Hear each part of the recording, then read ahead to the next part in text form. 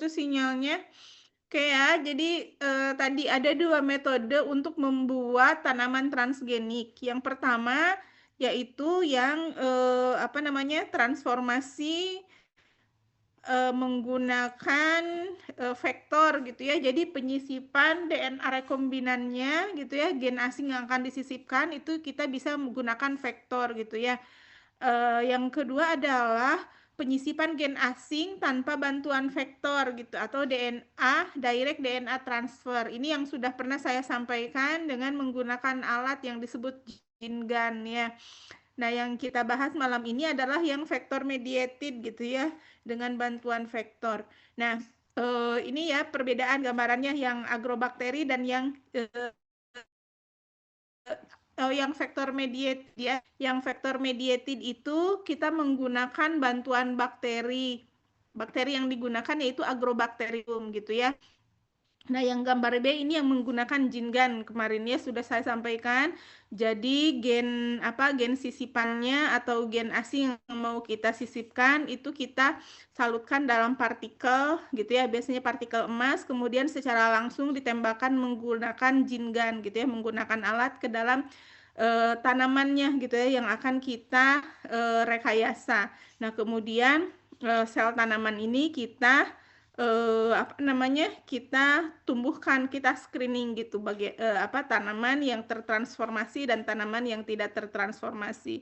Nanti yang tertransformasi kemudian ditumbuhkan gitu ya di dalam apa namanya bisa kalau kita tembakannya ke explant misalnya gitu ya, kita tumbuhkan di dalam media gitu ya, atau kita tembakannya ke tanaman langsung gitu ya, bisa jadi apa namanya langsung gitu ya di apa di tanamannya langsung udah tanaman utuh gitu.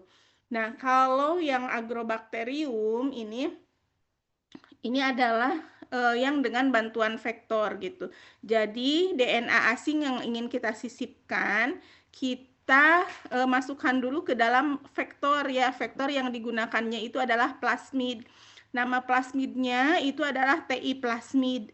Ada dua sebetulnya, ada TI plasmid dan ada RI plasmid. Nanti di belakang kita bahas gitu ya apa perbedaannya TI plasmid dan RI plasmid. Nah, gen asing yang sudah disisipkan ke dalam plasmid ini, kemudian plasmidnya atau DNA rekombinan ini kita transformasikan, kita masukkan ke dalam sel bakteri ya, sel bakteri agrobakterium tadi gitu. Nah, selanjutnya si agrobakteri yang sudah membawa gen sisipan gitu ya, ini dicampurkan dengan tanaman, dengan sel tanaman, misalnya kemarin kita bikin explant gitu ya, bagian tanaman yang akan kita tumbuhkan ya. Nah, si explant itu kita rendam di dalam suspensi agrobakteri yang sudah membawa DNA rekombinan gitu. Nah, nanti plasmidnya gitu ya, agrobakteri ini akan menginfeksi tadi ya tanaman. Nah, kemudian gen sisipannya, gen asingnya akan ditransferkan gitu ya oleh agrobakteri ke dalam sel tanaman. Kemudian di dalam sel tanaman nanti akan terintegrasi ke dalam kromosomnya ya, lalu sel tanaman tadi ditumbuhkan gitu ya sampai diperoleh kalus, kemudian planlet gitu ya sampai menjadi tanaman utuh gitu ya di kultur jaringan tanaman gitu. Tapi nanti tanaman yang dihasilkannya adalah tanaman hasil rekayasa genetika gitu ya. Nah, ini yang menggunakan vektor gitu ya. Jadi sama vektornya menggunakan plasmid ya, sama seperti ke bakteri, tapi tentu saja plasmidnya berbeda gitu ya. Plasmid untuk tanaman ada, plasmid untuk bakteri ya. Cara penyisipan gen asingnya bagaimana ke dalam plasmid ini sudah kita bahas waktu materi mengenai cloning gen ya, yang restriksi kemudian diligasi gitu ya. Oke, nah vektor mediated gene transfer atau transfer menggunakan vektor tadi ya, bisa kita menggunakan bantuan agrobakteri. Selain agrobakteri, ini ada juga menggunakan bantuan virus ya, atau menggunakan sel kloroplas ya, atau apa DNA yang bisa ditransfer gitu, bisa transposable ya, artinya transposable itu bisa berpindah-pindah tempat gitu ya. Nah, ini yang agrobakteri yang banyak digunakan untuk apa namanya? Untuk mentransfer gen asing ke dalam tanaman di laboratorium itu adalah teknik yang menggunakan agrobakterium gitu ya. Agrobakterium itu apa? Agrobakterium itu adalah eh, bakteri tanah ya, bakteri yang secara alami tumbuh ada di dalam tanah gitu. Nah, secara alami agrobakteri ini bisa menginfeksi tanaman gitu. Ya, nah tanaman kalau terinfeksi agrobakteri ini bisa mengalami penyakit gitu ya secara alaminya. Nah, ada dua bakteri yang biasa digunakan ya, ada Agrobacterium tumefaciens dan ada Agrobacterium rhizogenes ya. Nah, kalau Agrobacterium tumefaciens ini ketika menginfeksi tanaman, agrobakterium ini bisa menyebabkan tanaman mengalami penyakit tumor atau disebut dengan crown gall. Nah, bentuknya seperti ini gitu ya. Jadi kayak apa namanya? Timbul benjolan-benjolan gitu ya. Itu crown gall atau penyakit tumor pada tanaman akibat Agrobacterium tumefaciens.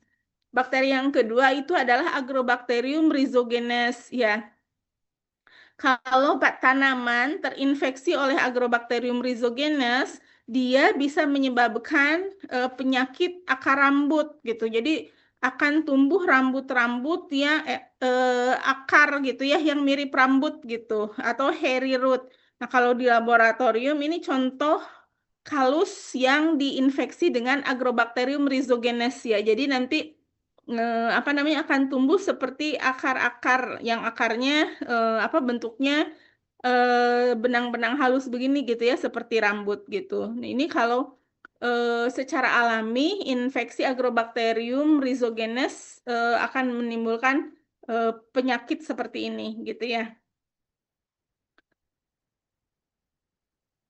Nah, transformasi gen asingnya bisa dilakukan ke bagian kuncup tanaman tadi ya, untuk menghasilkan tanaman transgenik. Ini biasanya yang dilakukan dengan teknik jingan tadi gitu ya. Jadi bagian kuncup tanaman gitu langsung ditembak dengan DNA asing menggunakan jingan gitu ya, sehingga langsung tumbuh menjadi tanaman transgenik. Atau dilakukan dengan menginfeksi protoplas gitu ya, sel protoplas atau eksplan tertentu tadi bagian tanaman tertentu. Nah, kalau yang protoplas atau eksplan ini biasanya dilakukan dengan cara menggunakan agrobakteri tadi. Ya, bagian selnya atau eksplannya direndam dulu dengan menggunakan agrobakteri yang sudah membawa DNA asing gitu ya atau DNA sisipan gitu. Nah, ketika nanti eksplan ini tumbuh menjadi kalus gitu ya, kemudian kalus mengalami organogenesis dan akhirnya menjadi tanaman utuh, maka tanaman yang dihasilkan ini adalah tanaman transgenik gitu ya yang sudah membawa sifat baru dari gen sisipan yang kita transformasikan, yang kita masukkan. Nah, sekarang apa itu plasmid TI dan plasmid? Ya, tadi ada dua jenis agrobakterium ya. Nah, di Agrobacterium tumefaciens ini membawa plasmid TI. Tadi yang menyebabkan adanya penyakit tumor atau crown gall gitu ya. Jadi adanya plasmid TI di Agrobacterium tumefaciens ini menyebabkan crown gall ya. Kemudian kalau plasmid RI ini adalah plasmid yang terdapat di Agrobacterium rhizogenes menyebabkan hairy root tadi ya. Jadi apa namanya beda agrobakteri, beda plasmid dan beda penyakit yang ditimbulkan gitu. Tapi secara struktur plasmid TI dan plasmid RI gitu ya, ini memiliki 4 daerah yang sama gitu ya, yang bisa menyebabkan infeksi pada tanaman gitu. Bagian-bagian yang terdapat dalam plasmid TI dan plasmid RI ini adalah yang pertama tDNA ya, bagian tDNA atau transfer region gitu ya. Ini bagian ini adalah bagian yang ditransfer atau dipindahkan dari si plasmid tadi gitu ya ke dalam sel tanaman gitu. Ya, jadi si bakteri ini memindahkan DNA-nya yang ada di dalam plasmid ke dalam sel tanaman. Nah, bagian yang dipindahkan itu tidak seluruhnya, tapi hanya bagian tertentu dari plasmid ya. Nah, bagiannya yang dipindahkan dari plasmid itu adalah tDNA-nya gitu ya, atau transfer region. Nah, kemudian ada yang disebut dengan virulen ya, atau viregion. Bagian virulen dari plasmid itu adalah bagian yang bisa membantu menghasilkan protein-protein gitu ya, bagian yang menghasilkan protein-protein yang membantu pemindahan tDNA gitu ya, pemindahan transfer region dari bakteri ke dalam tanaman gitu. Jadi di viregion atau di bagian virulen ini nanti akan menghasilkan banyak protein, kemudian protein-protein tersebut akan membantu memindahkan tDNA dari bakteri ke sel tanaman gitu ya. Lalu berikutnya adalah origin of replication ya. Bagian origin of replication ini sudah dibahas ya waktu materi cloning gitu ya, pembuatan DNA rekombinan. Itu adalah bagian yang menyebabkan plasmid bisa bereplikasi ya. Tujuannya supaya bakteri-bakteri hasil pembelahannya ini bisa membawa plasmid yang sama gitu ya, membawa DNA rekombinan yang sama atau origin of replication. Ini tujuannya untuk membantu replikasi ya. Lalu ada bagian konjugasi ya. Bagian konjugasi ini adalah bagian dari plasmid yang bertugas untuk membentuk jembatan gitu ya, yang membuat si bakteri bisa membentuk jembatan antara bakteri dengan tanaman gitu. Kalau kalian masih ingat di transfer materi genetik dulu ada transfer materi genetik dengan metode konjugasi gitu ya. Nah,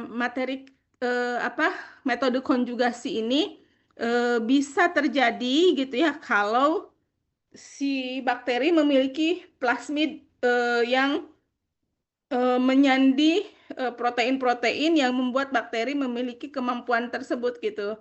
Ya, nah ini bagian di dalam plasmid yang membuat bakteri bisa melakukan konjugasi itu adalah conjugation region gitu ya, atau bagian konjugasi. Ya, jadi ada 4 area ini yang harus ada ya di dalam TI plasmid atau di RI plasmid gitu ya. Nah, ini gambarannya ya, gambaran TI plasmid ya. RI plasmid juga mirip gambarnya seperti ini ya, sama gitu ya. Jadi tadi ada bagian pertama, ini yang warna biru di bawah itu tadi adalah origin of replication yang berkaitan dengan kemampuan plasmid untuk bisa bereplikasi ya, supaya nanti bisa diturunkan ke bakteri-bakteri hasil pembelahannya gitu ya.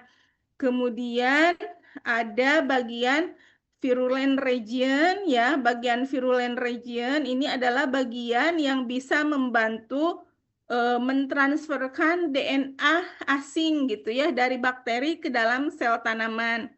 Kemudian ada bagian T region ya, atau transfer region. Nah, ini adalah bagian yang ditransferkan ya dari bakteri ke dalam tanaman. Ya, bagian yang ditransferkan ini terdiri dari beberapa wilayah juga atau beberapa area gitu ya. Ada area untuk pembentukan atau untuk produksi auksin, ada area untuk pembentukan atau produksi sitokinin.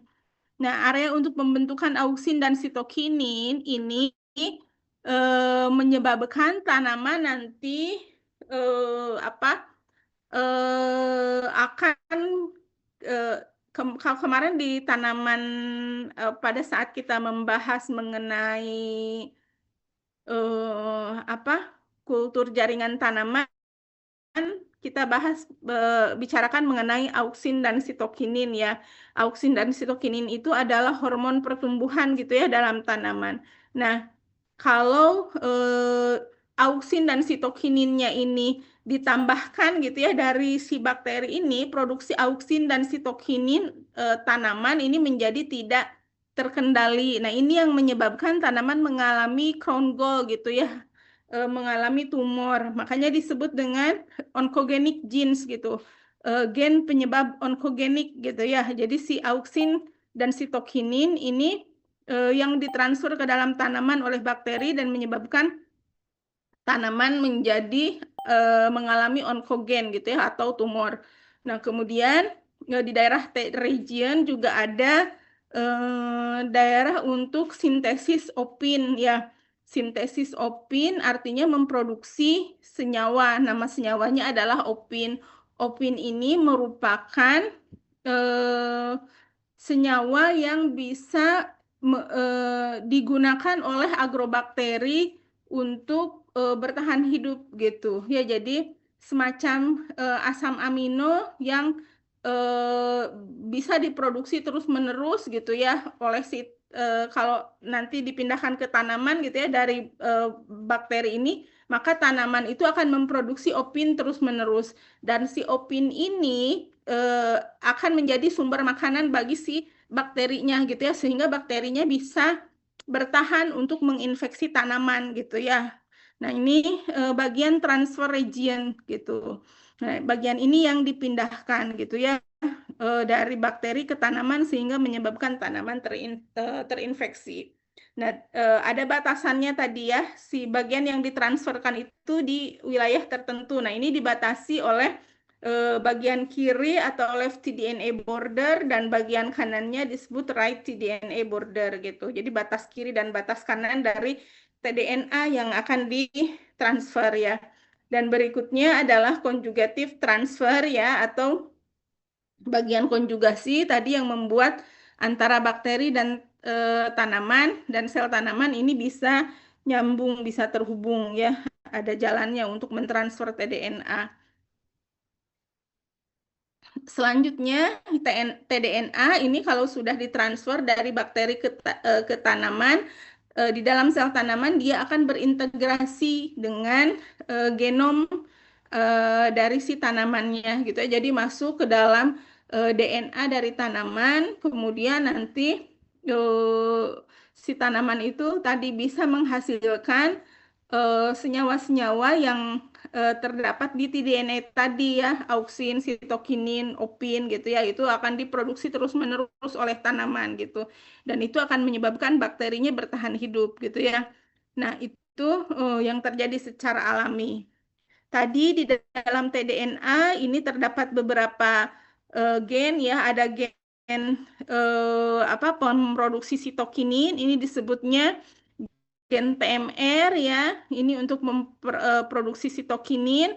Nah, kemudian gen untuk memproduksi auksin, tadi ada TMS dan TMS2, TMS1 dan TMS2 gitu. Ini untuk memproduksi auksin. Kemudian ada gen penyandi asam amino ya, opin ya. Nah, ini yang terdapat di dalam transfer DNA.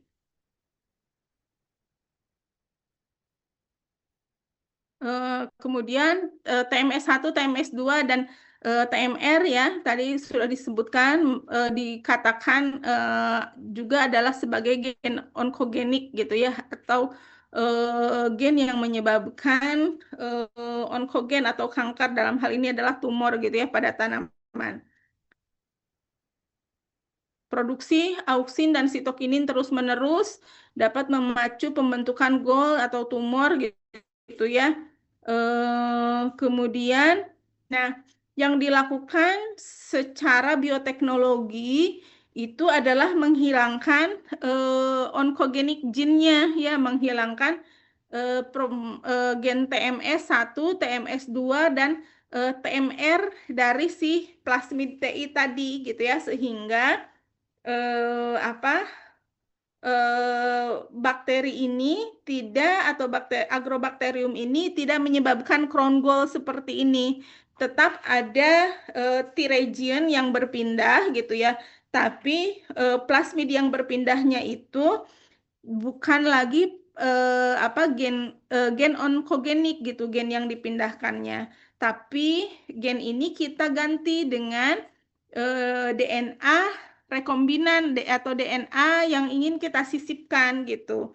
Ya, misalnya kalau kita mau membuat tanaman yang tahan virus misalnya gitu ya. Jadi gen penyandi ketahanan terhadap virusnya kita sisipkan di bagian TI-nya tadi gitu ya, di bagian T region-nya tadi gitu. Jadi kalau dalam proses bioteknologi, maaf ya, kita balik lagi ke struktur TI plasmid ya. Nah, kalau tadi secara alami gitu ya, di bagian T region itu ada gen pemroduksi auksin, pemroduksi sitokinin, dan penyandi opin ya. Nah, di bioteknologi si T region ini kita potong, kita ganti dengan gen yang ingin kita transfer, yang ingin kita sisipkan. Di sini bisa apa aja. Kalau kita ingin menciptakan tanaman yang bisa menghasilkan vaksin misalnya gitu ya. Nah, di sini gen penyandi produksi vaksinnya gitu, penyandi produksi protein vaksin kita masukkan di sini gitu ya. Jadi pemroduksi auksin, sitokinin, dan opinnya kita buang gitu ya. Kita replace dengan penyandi protein vaksin gitu. Atau tadi kalau mau bikin tanaman yang tahan virus misalnya gitu ya. Tadi diganti bagian ininya dengan gen penyandi ketahanan terhadap virus gitu ya. Itu bisa kita replace atau kita ganti dengan apa aja sesuai dengan yang kita harapkan nanti si tanaman itu bisa lakukan gitu ya, bisa kita sifat baru yang kita inginkan.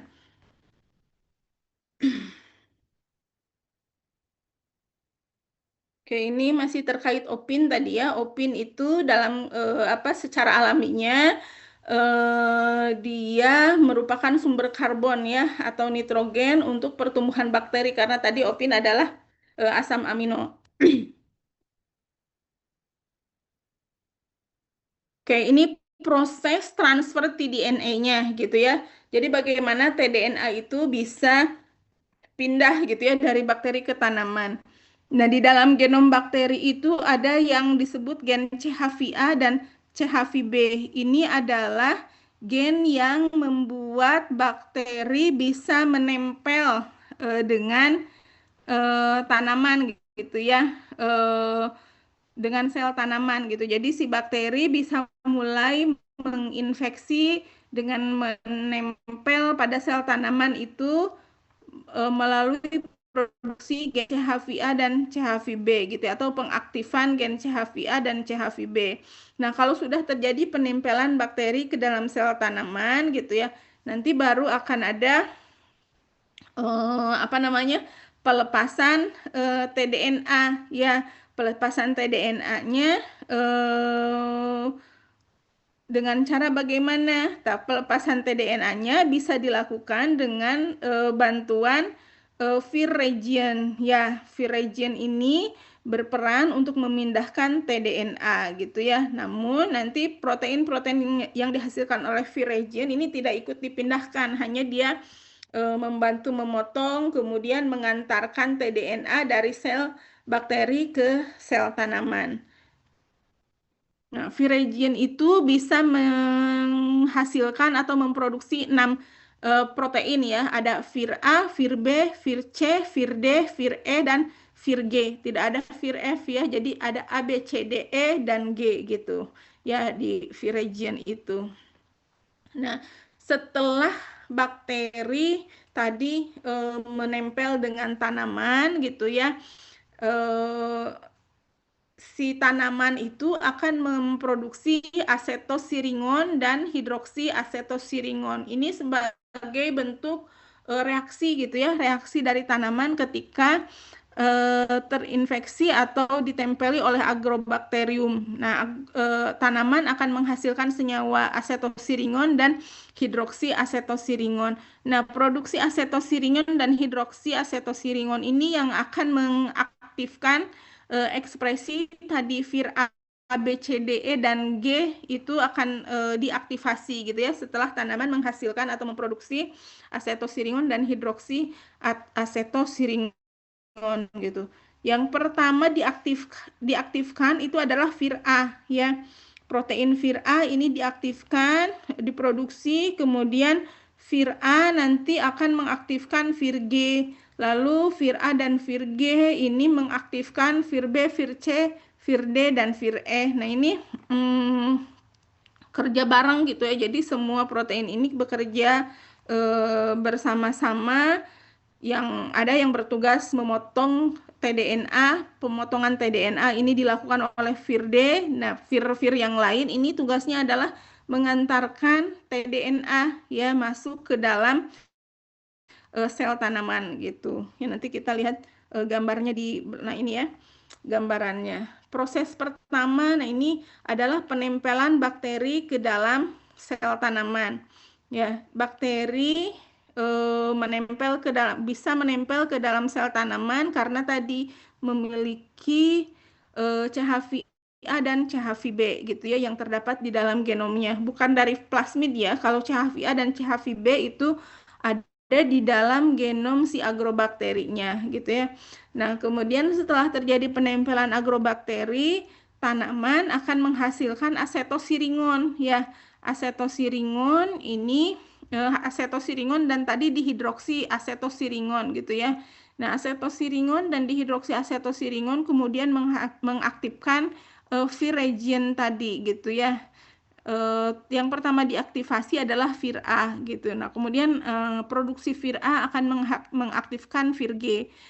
Dan selanjutnya vir A dan vir G ini membentuk kompleks gitu ya, mengaktifkan vir B, C, D, E. Nah, kemudian vir D ini akan bekerja memotong ini ya, memotong tDNA tadi ya, bagian yang akan ditransfer.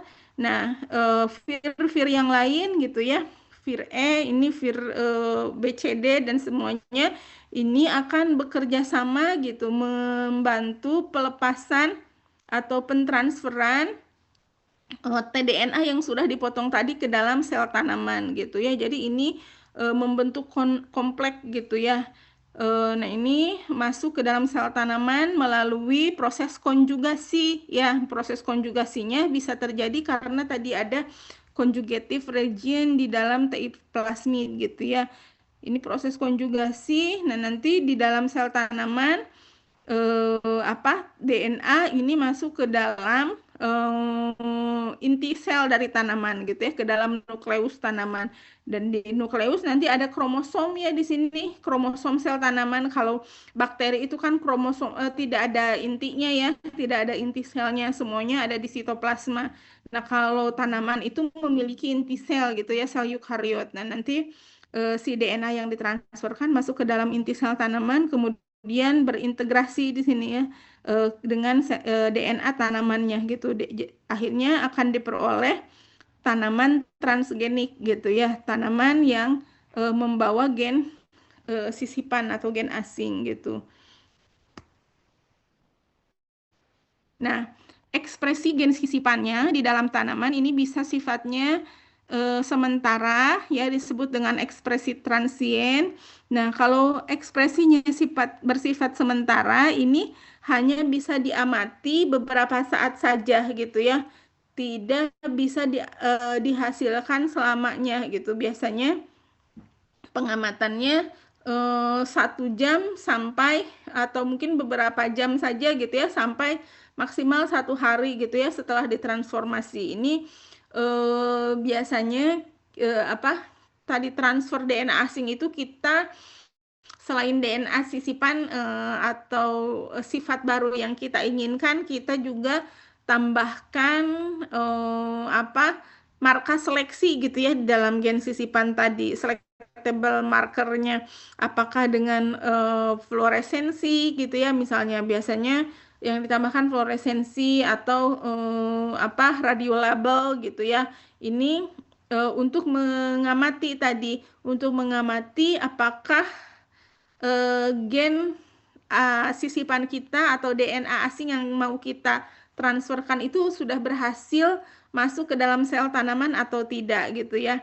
Nah, ekspresi transien ini akan terjadi kalau gen sisipannya ini tidak terintegrasi dengan genom tanaman gitu ya. Kalau di balik lagi ke gambar tadi ya, kalau di sini masuk ke inti sel gitu ya, kemudian terintegrasi dengan genom, ini bisa diproduksi untuk jangka waktu yang lama atau untuk produksi seterusnya gitu ya si tanamannya.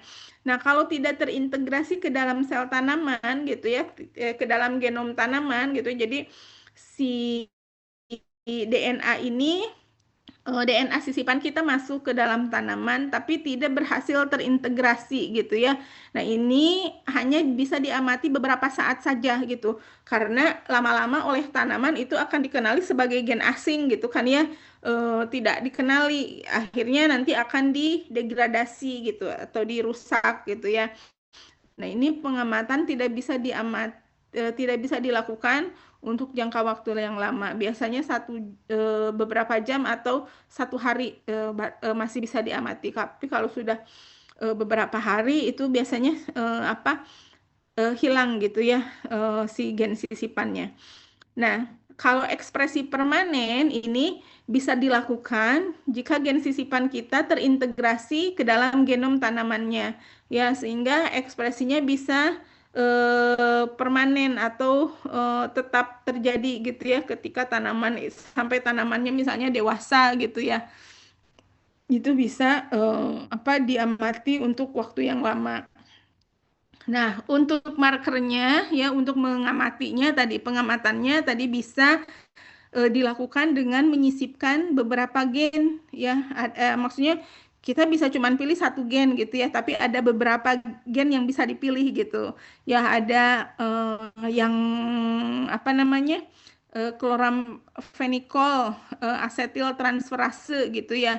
Nah, ini artinya dia bisa menghasilkan gen yang tahan terhadap kloramfenikol. Jadi nanti bisa ditumbuhkan identifikasinya dengan autoradiografi ya, ditumbuhkan dalam media mengandung kloramfenikol gitu ya. Kalau sel tanamannya tetap hidup gitu ya, berarti dia merupakan sel tanaman yang sudah transformasi atau sudah membawa gen asing gitu ya, atau reporter gennya itu glucuronidase misalnya ya, bisa berfluoresensi deteksinya, atau misalnya dengan kolorimetri atau spektrofotometri gitu ya, dan ada banyak beberapa reporter yang lain gitu ya.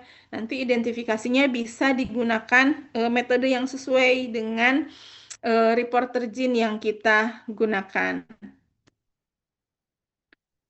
Berikutnya, nah dari proses transfer gen asing ke dalam tanaman gitu ya, itu kita hasilnya adalah suatu produk transgenik gitu ya, atau tanaman transgenik. Biasanya produk transgenik atau kalau produknya itu adalah suatu organisme tadi ya, misalnya tanaman atau hewan gitu ya, itu disebutnya adalah genetically modified organism atau GMO ya. Artinya dia adalah organisme yang membawa sifat baru gitu yang sebelumnya tidak dimiliki oleh organisme tersebut secara alaminya. Nah, contoh pembuatan tanaman transgenik ini adalah produksi vaksin ya, produksi vaksin kolera gitu. Nah, ini bisa dilakukan dengan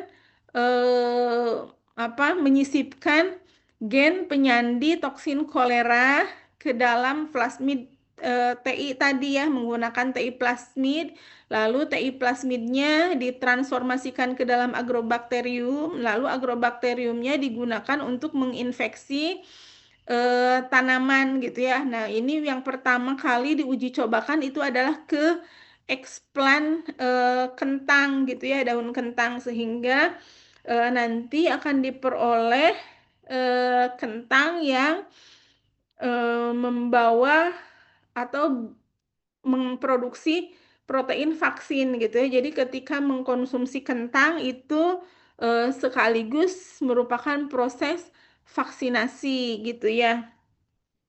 Ini oke, ini apa namanya, pembuatan kentang transgeniknya ya, kultur jaringan untuk kentang transgenik. Jadi tadi dari eksplan daunnya, kemudian daunnya diinfeksi dengan agrobakterium, kemudian si kalus apa, eksplan daun tadi ditumbuhkan sampai jadi kalus, kemudian kalus diregenerasi atau disubkultur terus menerus hingga terbentuk planlet ya, planletnya lalu diaklimatisasi, selanjutnya ditanam ke lapangan, kemudian dalam 3 bulan ini bisa diperoleh kentang transgenik yang dapat memproduksi vaksin kolera gitu ya. Ini prosesnya ya. Nah, kelebihannya kenapa dipilih kentang? Kentang itu merupakan tanaman yang mudah ditumbuhkan ya, dan dapat disimpan dalam waktu yang lama. Namun katanya untuk pengolahan kentang perlu pemanasan gitu ya. Jadi karena kentang nggak mungkin dimakan mentah gitu ya, perlu pengolahan dan pengolahannya itu dengan cara dipanaskan. Nah, pada proses pemanasan itu akan menyebabkan kehilangan protein vaksin sampai kurang lebih 50% gitu ya. Bisa menghilangkan antigen sampai kurang lebih 50%. Sehingga apa namanya? Perlu dikembangkan lebih lanjut gitu ya. Ada pengembangan lebih lanjut bagaimana memproduksi vaksin untuk tanaman yang dapat dimakan secara mentah sehingga tidak mempengaruhi jumlah vaksin yang dihasilkan gitu. Nah, akhirnya dipilih tanaman pisang ya. Jadi prosesnya sama gitu ya. Kalau pisang itu diambil bonggolnya, kemudian apa bagian tengahnya itu ya apa namanya, digunakan sebagai eksplan gitu ya. Eksplannya kemudian sama ya rendam atau ya diperlakukan dengan Agrobacterium tumefaciens yang sudah tertransformasi gen asing, penyandi vaksin kolera dan seterusnya gitu ya, ditumbuhkan melalui kultur jaringan. Dan nanti ketika tanaman pisang tersebut tumbuh dewasa, maka pisang yang dihasilkannya ini bisa menghasilkan vaksin kolera gitu ya. Itu contoh aplikasi ya, tanaman transgenik untuk produksi vaksin. Wah, ini ya, ini prosesnya ya tadi, pembuatan pisang transgenik gitu ya. Nah, selain untuk memproduksi vaksin, ya di dalam bidang farmasi, tanaman transgenik ini bisa juga digunakan untuk meningkatkan produk metabolit sekunder, gitu ya, atau apa, menghasilkan eh, tanaman gitu yang tadinya metabolit sekundernya produksinya kecil gitu menjadi lebih tinggi gitu ya produksi metabolitnya. Contohnya yang dilakukan pada tanaman Atropa belladonna ya. Atropa belladonna ini menghasilkan alkaloid ya, ada hyoscyamin dan skopolamin. Nah, pada kondisi normalnya atau secara alamiah ini produksinya kecil, hanya 0,03% gitu ya. Nah, setelah dibuat transgenik gitu ya dengan cara mentransferkan gen-gen yang terlibat dalam biosintesis hiosiamin dan skopolamin gitu. Maka eh, produksi hiosiamin dan skopolamin di Atropa belladonna ini meningkat gitu ya produksinya sampai kurang lebih 10 kali lipatnya lebih mungkin gitu ya jumlah penghasil jumlah senyawa yang dihasilkannya gitu ya dari 0,03% sampai 0,37 di sini ya. Jadi ini ya selain untuk produksi vaksin bisa juga untuk meningkatkan metabolit sekunder gitu. Nah, bisa juga kalau tadi di tanaman yang sama gitu ya, masih di Atropa belladonna yang produksinya kecil, ini bisa ditingkatkan. Nah, bisa juga untuk menghasilkan produk metabolit sekunder baru di tanaman yang baru gitu ya. Misalnya untuk memproduksi resveratrol gitu. Jadi resveratrol ini contohnya ya, resveratrol itu awalnya diproduksi di Arachis hypogaea gitu ya. Tapi karena produksinya kecil gitu, kemudian penumbuhan Arachis hypogaea ini relatif lebih lama gitu ya, lebih sulit untuk memperoleh resveratrol. Nah, dilihat ada tanaman Medicago sativa. Medicago sativa ini memiliki jalur biosintesis yang mirip seperti Arachis hypogaea sehingga jalur biosintesis ini bisa dimodifikasi gitu ya, ditambahkan enzim-enzim tertentu untuk mengalihkan jalur biosintesisnya sehingga di Medicago sativa ini bisa terbentuk resveratrol. Jadi nanti tanaman Medicago sativa yang tadinya tidak menghasilkan resveratrol gitu ya, jadi bisa menghasilkan resveratrol gitu. Kemudian produksi artemisinin dari Artemisia annua ya. Artemisia annua merupakan ini tanaman penghasil artemisinin tapi jumlahnya kecil gitu ya, kurang bisa memenuhi kebutuhan pasar gitu.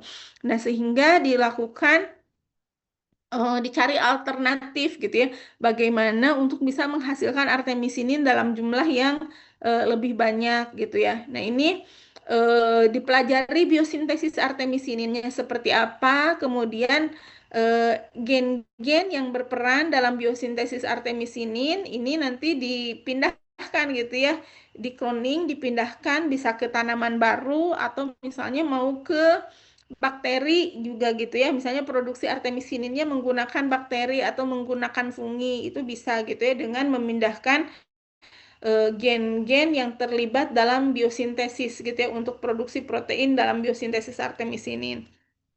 Tuh ya. Nah, ini bukan contoh apa namanya jalur biosintesisnya ya, jalur biosintesis artemisinin. Jadi mulai dari apa eh siklus Krebsnya gitu ya.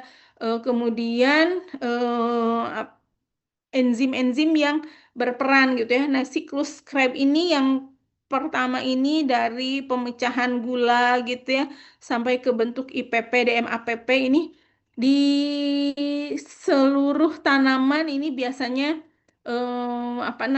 ada gitu ya jalur ini. Nah, tinggal tadi enzim spesifik yang berperannya apa gitu ya. Misalnya kalau untuk artemisinin ada amorfadien sintase, misalnya ADS ini gitu ya. Dan ini sitokrom yang spesifik berperan untuk produksi artemisinin. Nah, gen-gen yang bertugas atau gen-gen penyandi enzim-enzim ini yang terlibat dalam proses biosintesis ini yang kemudian dikloning gitu ya, dipindahkan untuk bisa ditransfer ke tanaman baru atau ke organisme baru gitu sehingga organisme baru yang kita peroleh bisa memproduksi artemisinin gitu ya.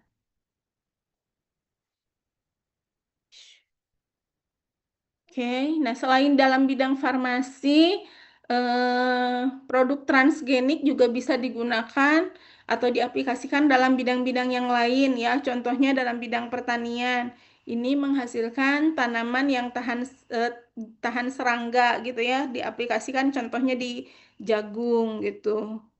Kemudian ada tanaman yang tahan virus ya.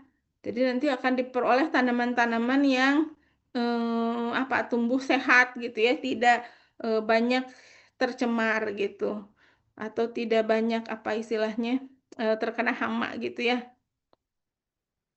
Kemudian tanaman-tanaman yang tahan herbisida ya. Jadi disisipkan gen-gen penyandi yang membuat si tanaman ini tahan terhadap berbagai hama herbisida gitu ya yang bisa menyerang.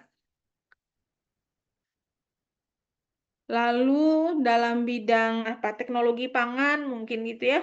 Ini teknologi pangan bisa menghasilkan beras dengan kandungan vitamin A yang lebih baik gitu ya. Jadi si padinya atau tanamannya ini diinfeksi dengan bakteri yang apa namanya bisa meningkatkan produksi vitamin A gitu ya. Gen pemproduksi vitamin A-nya berasal dari bakteri gitu ya. Tadi cara transfernya bisa dengan apa pembentukan kultur jaringan tanaman gitu ya. Diinfeksi dengan tadi agrobakterium atau bisa dengan cara tadi ditembakkan langsung gitu. Ya, ini sehingga diperoleh apa tanaman transgeniknya. Kemudian bunga matahari yang tahan jamur ya, jadi banyak juga diaplikasikan di apa namanya ya, kalau para pecinta bunga gitu ya, kadang-kadang mengawin-ngawinkan anggrek gitu ya untuk menghasilkan varian-varian baru gitu. Itu juga banyak dilakukan. Oke. Nah, ini juga apa di bidang olahraga mungkin ya. eh, Bagaimana supaya rumput lapangan golf ini tidak mudah tumbuh gitu ya, sehingga tidak harus terlalu sering dilakukan pemangkasan gitu. Dan kemudian rumputnya tahan terhadap apa herbisida atau serangga-serangga supaya dia terlihat lebih bagus gitu ya. Lalu di bidang pertahanan, kalau ini bukan tanaman ya, tapi ini apa? Sama produk GMO ya, genetically modified organism, tapi organisme yang di rekayasanya itu adalah domba ya. Jadi gen penyandi protein dari laba-laba ya. Jadi jaring laba-laba ini katanya merupakan protein yang kuat gitu ya kalau dijalin gitu ya dalam jumlah banyak tebal gitu ya ini bisa menghasilkan apa namanya ketahanan terhadap peluru gitu. Nah, jadi si gen penyandi jaring laba-laba ini disisipkan ke domba gitu ya sehingga nanti ketika apa domba ini akan menghasilkan domba yang berbulu dengan kekuatan proteinnya seperti jaring laba-laba gitu. Nah, si bulu dombanya kemudian eh, digunakan gitu ya untuk membuat baju yang tahan peluru gitu ya. Ini untuk aplikasi bidang pertanian, apa pertahanan gitu ya. Ini juga sama ya untuk mendeteksi ranjau ini dengan menciptakan tanaman yang bisa berubah warna ketika bertemu dengan logam gitu ya. Warnanya berubah misalnya dari hijau menjadi merah gitu ya. Ini katanya untuk mendeteksi keberadaan ranjau darat. Nah, ini terkait transgenik tadi terkait tanaman transgenik ya. Selain tanaman transgenik, kita juga bisa membuat hewan transgenik ya. Apa kalau tadi tanaman transgenik ini kita sisipkan gen asing dengan cara apa ditransformasi menggunakan jingan atau dengan bantuan agrobakteri. Nah, kalau untuk membuat hewan transgenik ini yang kita lakukan itu adalah merekayasa apa sel telur gitu ya, sel telur yang akan tumbuhkan gitu. Nah, caranya bagaimana gen yang kita inginkan ini diisolasi. Jadi kita mau merubah atau menginginkan organisme yang seperti apa gitu ya. Nah, gennya ini diisolasi sesuai tadi kebutuhannya gitu. Misalnya gen yang membuat sapi berdaging atau apa istilahnya sapi monster misalnya membuat produksi daging sapi ini banyak gitu ya, atau hormon memproduksi hormon pertumbuhannya banyak gitu ya, ini diisolasi. Kemudian gennya kita injeksikan ke dalam sel telur yang sudah di unfertilisasi gitu ya. Jadi nanti sel telur ini akan membawa DNA baru gitu ya. Nah, selanjutnya sel telur yang sudah membawa DNA sisipan kita ditanam ke dalam sel inangnya, ke dalam hewan inangnya gitu ya, host animal. Jadi tadi kalau mau menumbuhkan sapi, jadi kita tanam ke induk sapinya gitu ya. Nah, nanti ketika induk sapi ini melahirkan gitu ya, induk sapinya kan tadi udah ditanami sel telur ya. Nanti induk sapinya akan hamil, kemudian dia akan melahirkan anak sapi yang tadi memiliki karakteristik sesuai dengan DNA sisipan gitu ya yang kita tadi masukkan ke dalam tanaman atau hewan transgeniknya itu adalah anak yang dilahirkannya, bukan si induknya ya. Karena yang di rekayasa gitu adalah sel telur gitu ya, sehingga yang nanti lahir sebagai hewan transgeniknya itu adalah anak yang dilahirkan gitu ya. Nah, ini contohnya ya. Ini misalnya induknya gitu ya. Sel hewan yang donor sel telur gitu ya. Nah, ini kemudian sel embrio dari hewan donor embrionya gitu. Ini embrio ini kita kulturkan gitu ya. Kemudian ditumbuhkan. Nah, kita lakukan rekayasa di sini gitu ya. Ada gen yang bisa dihilangkan atau gen yang ditambahkan gitu ya. Nah, di sini kita lakukan rekayasa. Nanti kita pilih embrio yang tumbuhnya bagus. Kemudian embrio ini kita sisipkan ke dalam sel telur yang inti selnya sudah dihilangkan. Nah, ini tadi ada sel donor hewan pendonor sel telurnya ya. Nah, ini inti sel telurnya kemudian diambil gitu ya, dihilangkan, lalu akan ada sel telur kosong. Nah, sel telur ini kemudian diisi dengan embrio yang sudah kita lakukan rekayasa tadi gitu. Ya, nanti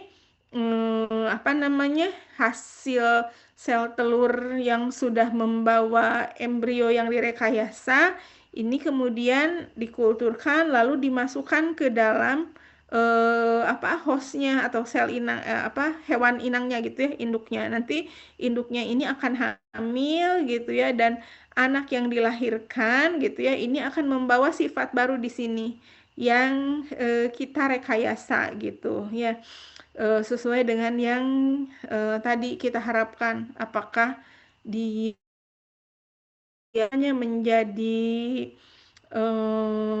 produksi dagingnya meningkat misalnya gitu ya, atau misalnya kalau domba bulunya jadi lebih lebat atau ya dan lain-lain gitu ya, ini bisa. Nah, kalau di sini kita tidak lakukan rekayasa genetika gitu ya, di sini tuh sel embrionya adalah murni sel embrio hewan yang ini gitu ya, hewan pendonor embrionya. Nah, nanti anak yang dihasilkan di sini itu akan sama seperti yang ini gitu ya, sel pendonor embrionya gitu, yaitu cloning hewan biasa gitu ya. Nah, kalau cloning hewan transgenik ini di sini ada rekayasa genetika. Kalau tidak ada rekayasa genetika itu nanti akan menghasilkan sel atau menghasilkan anak yang sama persis seperti pendonor embrionya gitu ya. Nah, ini contoh lagi hewan transgenik untuk memproduksi domba yang menghasilkan susu mirip seperti susu yang dihasilkan oleh ASI gitu ya. Susunya memiliki karakteristik yang mirip dengan ASI gitu. Jadi domba ini sebagai pendonor sel telurnya gitu ya. Kemudian gen dari manusia gitu ya yang apa namanya tadi memproduksi ASI ya, karakteristik yang diharapkan tadi ya. Ini apa kita masukkan gitu ya ke dalam sel telur dari apa donor sel telur tadi gitu ya, sel telur yang berasal dari donor. Kemudian nanti si sel telur yang sudah diinjeksi atau membawa gen sisipan penyandi ASI tadi ya, kita masukkan gitu ya ke dalam rahim apa induk domba gitu ya. Nah, nanti dombanya akan hamil. Nah, ketika melahirkan dia akan menghasilkan eh, domba baru gitu ya, yang memiliki atau menghasilkan ASI-nya. Ini ASI yang dari domba transgenik ini, ASI-nya itu mirip seperti ASI manusia gitu ya. Nah, ini susunya gitu ya. Maaf saya jadi ini ya. Jadi susu yang dihasilkan oleh si domba atau si kambing gitu. Ini gambar kambing apa domba sih? Kambing kali ya. Nah, si kambing ini akan menghasilkan susu yang mirip dengan ASI gitu ya. Karena tadi sel telur si kambingnya gitu ya sudah direkayasa gitu. Jadi bisa membawa gen penyandi ASI gitu ya. Di kualitas susu kambingnya ini mirip seperti ASI gitu ya. Nah, kalau salah satu kelemahannya ya, cloning hewan itu adalah atau transgenik ya, hewan transgenik itu adalah kita tidak bisa memiliki stok gitu. Jadi ini, nah si hewan transgenik ini kalau dia kawin secara alami gitu ya, misalnya kawin dengan kambing biasa gitu ya, bukan kambing transgenik gitu. Nah, nanti kan sifatnya akan jadi sifat gabungan ya antara kambing transgenik dengan kambing biasa gitu ya. Nah, ini sifat untuk menghasilkan susu yang mirip ASI-nya itu bisa hilang gitu ya, tidak bisa bertahan. Nah, jadi sifat transgenik ini hanya dimiliki oleh organisme ini saja gitu, tidak bisa diturunkan ke anak-anaknya gitu ya. Berbeda dengan sel bakteri tadi gitu ya. Kalau ditumbuhkan di bakteri, ketika bakteri membelah ya, ini anak-anak bakterinya gitu ya bisa membawa sifat yang sama seperti induknya. Berbeda dengan hewan transgenik gitu ya. Ketika dia beranak, anaknya itu tidak akan memiliki sifat yang sama seperti induknya gitu. Nah, untuk mempertahankan sifat transgeniknya ya, ini bisa dilakukan dengan cara si sel telur dari ini ya, apa namanya, gen dari si hewan transgenik ini gitu ya. Jadi DNA dari hewan transgenik ini kita mikroinjeksikan lagi gitu ya ke dalam sel telur dari hewan donor gitu. Jadi kita cari lagi kambing untuk donor sel telur.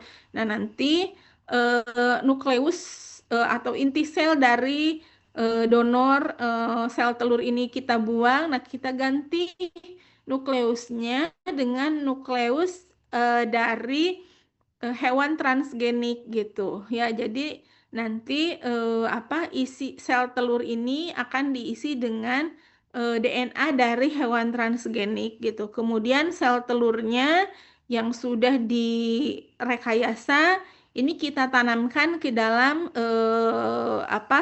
induk baru gitu ya, ke dalam induknya gitu. Nah, nanti ketika melahirkan induknya ini akan menghasilkan hewan transgenik baru gitu ya. Nanti hewan-hewan transgenik ini akan menghasilkan tadi sifat yang sama seperti pendonor ini ya, pendonor apa namanya?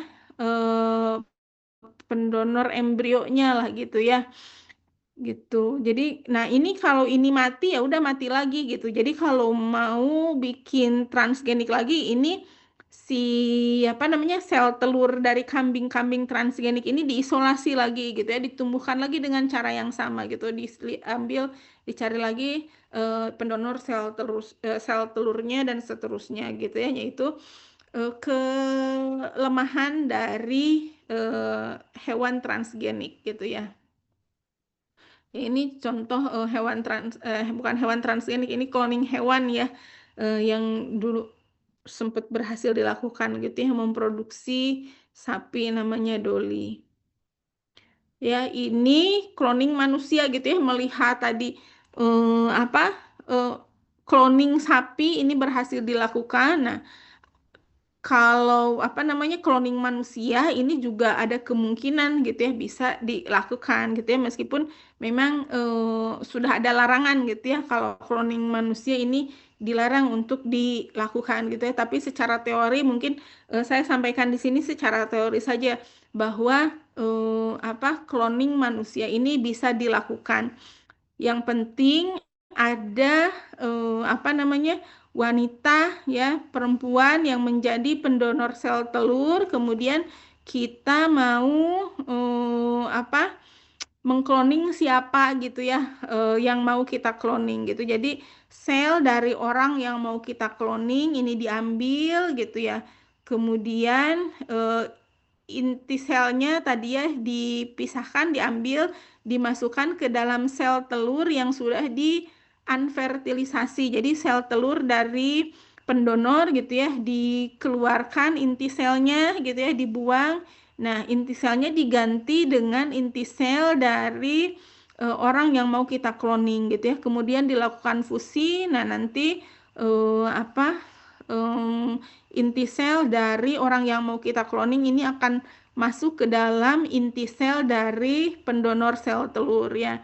Nanti kemudian akan ditumbuhkan jadi embrio, kemudian embrionya ditanam ke dalam induknya gitu ya, ke dalam ibunya ya, ke dalam rahim ibunya, nanti ibunya hamil dan melahirkan. Nah, ini anak yang dilahirkan ini akan mirip dengan ibu yang di sini gitu ya, yang pendonor inti selnya lah gitu, orang yang mau kita cloning gitu ya. Hanya saja wujudnya bayi gitu ya, tidak ujug-ujug nini-nini misalnya gitu ya. Jadi tapi karakteristik secara morfologi gitu ya, ini akan mirip seperti pendonor inti selnya yang mau kita cloning tadi gitu ya. Nah, namun ini memang sudah ada larangan gitu ya, tahun 2000 ini muncul untuk mengantisipasi gitu ya, karena ini pasti akan banyak etika gitu ya yang dilanggar gitu. Ini sudah muncul larangan untuk mengkloning manusia gitu ya. Meskipun sebetulnya cloning hewan atau produksi-produksi GMO gitu ya, genetically modified organism, ini juga banyak kontroversi ya, terutama khususnya untuk kesehatan manusia gitu ya, kalau tadi GMO itu dikonsumsi gitu ya, misalnya jagung tahan virus misalnya, jadi si jagungnya ini diproduksi dari tanaman yang tahan virus gitu ya. Nah,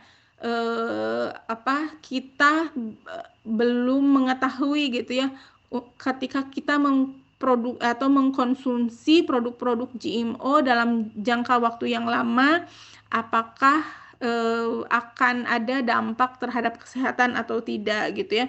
Sehingga di apa namanya beberapa negara produk-produk GMO ini harus diberi label gitu ya. Jadi kalau ada sayuran hasil GMO gitu ya, itu di apa namanya di kemasannya harus dikasih label gitu, ditandai kalau itu adalah produk transgenik gitu ya, atau termasuk daging-daging gitu ya, atau makanan-makanan kaleng, pokoknya yang mengandung produk-produk GMO itu harus ditandai gitu. Orang jadi tahu gitu ya, apakah akan mengkonsumsi itu atau tidak gitu ya, karena mungkin ada resiko di masa depan yang belum diketahui gitu.